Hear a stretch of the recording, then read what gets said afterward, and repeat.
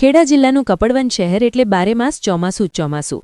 ખેડા જિલ્લામાં આવેલ કપડવંજ શહેરમાં એક તરફ નગરપાલિકા દ્વારા આંતરે દિવસે કોઈકવાર 2 દિવસે પાણી આપવામાં આવે છે અને સમજાવવામાં આવે છે કે પાણીનો વેવ ના કરશો, ત્યારે બીજી તરફ કપડવંજમાં કેટલા વિસ્તારોમાં પાણીની લાઇનોના લીકેજમાં વારે ઘડીએ કપડવંજ શહેરના જાગૃત નાગરિકોના વિડીયો આવતા રહે છે, જેમાં જાણે ચોમાસાની સિઝન હોય એવી રીતે જ પાણીનો ફૂલ બગાડ તંત્ર દ્વારા જ થઈ રહ્યો હોય એવું દેખાઈ રહ્યું છે।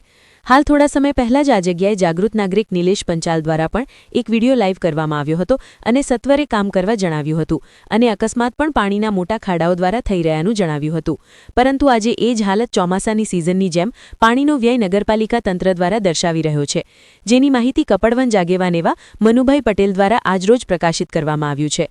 તો કપડવંજ નગરપાલિકા તંત્ર દ્વારા આનું યોગ્ય નિકાલ આવશે એવા જાગૃત નાગરિકોના પ્રશ્નો ઉઠી રહ્યા છે।